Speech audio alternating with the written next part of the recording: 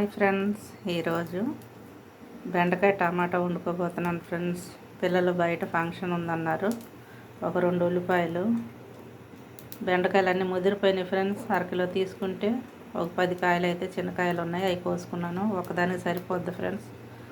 సింపుల్గా నేను టమాటా వేసి వండేసుకుంటాను. ఈ పక్కన పెట్టుకొని ముందుగా ఉల్లిపాయలు వేసేస్తాను. నూనెలో కొంచెం ఉప్పు వేసుకుందాం ఫ్రెండ్స్. ఎందుకంటే అది ఫ్రై కాదు కదా, మనం కొంచెం నీళ్ళు పోసుకుంటాం కాబట్టి కళ్ళుప్పు పర్వాలేదు ఫ్రెండ్స్. నేను ఎక్కువ 90% కళ్ళుప్పే వాడతాను, ఒక ఫ్రైకి తప్ప. ఎక్కువ వేగాల్సిన పని లేదు ఫ్రెండ్స్, ఎందుకంటే బెండకాయలు కూడా వేగాలి కాబట్టి బెండకాయ ముక్కలు కూడా వేసేస్తాను.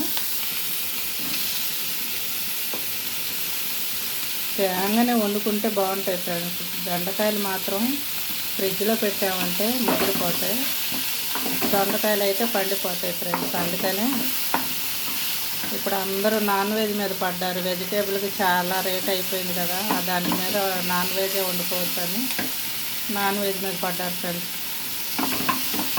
అందరూ తినటం వల్ల వాటికి కూడా రేట్లు పెరిగిపోయినాయి. ఒకసారి కలుపుకుందాం ఫ్రెండ్స్. ఉల్లిపాయ కూడా వేగిపోయింది. ఇప్పుడు కొంచెం కారం, పసుపు వేసేసుకుందాం. ఒక స్పూన్ చాలు ఫ్రెండ్స్. పచ్చివాసన పోయిన తర్వాత టమాటా ముక్కలు వేసేసుకుందాం. ఒక మనిషికి సరిపోతుంది ఫ్రెండ్స్ కర్రీ. పలుచగా తినే వాళ్ళకైతే 2 తింటారు, కొద్దిగా ఒత్తుగా తినే వాళ్ళకి ఒకరికి సరిపోతుంది.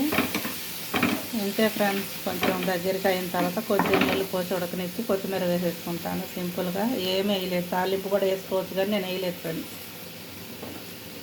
ఒక్కోసారి తాలింపు వేస్తాను. ముందు తాలింపులు, కరివేపాకు, ఎండుమిర్చి, ఎల్లుల్లిపాయలు అన్నీ వేగిన తర్వాత బెండకాయ ముక్కలు వేసి వేయించిన తర్వాత టమాటా వేస్తాను. అలా కూడా చేసుకోవచ్చు.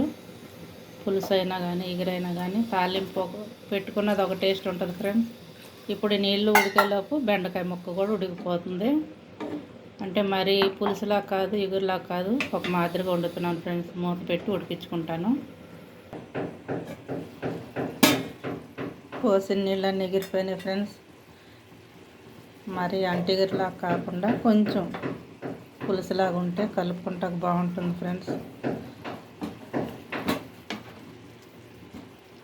ఒక్కలే ఉన్నప్పుడు, పిల్లలు బయట తినేటప్పుడు, పేరెంట్స్ కొంతమంది వెళ్ళినప్పుడు ఇలాగా సింపుల్గా ఒక పూటకి సరిపోయేలాగా వండుకుంటే సరిపోతుంది ఫ్రెండ్స్. ఫ్రిడ్జ్లో పెట్టుకొని నిలవ కూరలు తింటాం మనకు అలవాటు అయిపోయినాయి కాబట్టి ఎక్కువ వండుకొని పెట్టుకుంటాము. ఇలాగా ఎప్పుడుదప్పుడు వండుకుంటే మంచిది కానీ ఫ్రెండ్స్. కానీ కూరగాయలు పాడైపోతున్నాయి, వండేసుకుంటే సర్ది కూరలు అయిపోతున్నాయి అని అంటారు. ఇలా కొంచెం కొంచెం వండుకుంటే సరిపోతుంది ఫ్రెండ్స్. బెండకాయ టమాటా రెడీ. ఎంతమందికి ఈ కూర ఇష్టమో కామెంట్ పెట్టండి, లైక్ చేయండి, షేర్ చేయండి ఫ్రెండ్స్. సబ్స్క్రైబ్ చేయండి. నేనైతే ఆపేస్తున్నాను స్టవ్. ఇలా ఉంటే చాలు ఫ్రెండ్స్. ఇంకొంచెం బెండకాయలు ఉంటే బాగుండేది, నేను పారేసాను, ముదిరిపోయినాయి బాగా. సాంబార్లోకి బాగుంటాయి కానీ అప్పుడు దాకా దాయటం ఎందుకని పారేసాను ఫ్రెండ్స్.